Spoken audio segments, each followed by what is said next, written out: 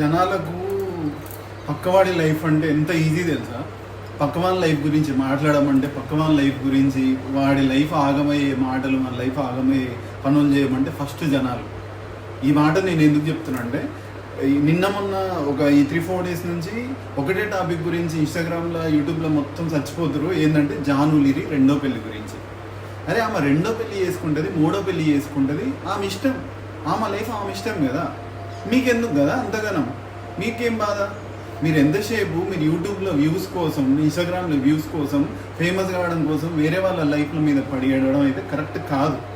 ఎన్నో ప్రపంచంలో ఎన్నో మంచి మంచి టాపిక్స్ ఉన్నాయి, వాటి మీద వీడియోస్ చేయండి. అంటే ఆమెకు లైఫ్ ఉండదా?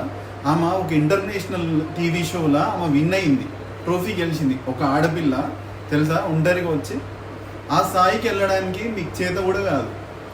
ఆ స్థాయికి వెళ్ళే వాళ్ళని అప్రిషియేట్ చేయడం మానేసి ఆమె ఎవరిని పెళ్లి చేసుకుంటుంది, ఎవరితో ఉంటుంది, వాళ్ళకి పర్సనల్ లైఫ్ ఉండదా? ఎవరికి పర్సనల్ లైఫ్ ఉండదా? ఎవరిని వదిలిపెట్టరా మీరు?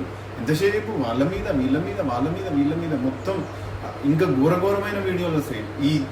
ఎందుకు ఈ మాట మాట్లాడుతున్నా అంటే, నేను నిన్న పాపం ఒక వీడియో చేసింది ఏడ్చకుండా. నాకే ఎందుకు కొంచెం చోక్కున్నది మనసులో. అరే అవును కదా, కరెక్ట్ కదా, ఎందుకు వీళ్ళకి ఇంత అవసరం ఏంది అసలు? ఒక ఆడపిల్లని ఇంతగానం చేయాల్సిన అవసరం ఏముంది?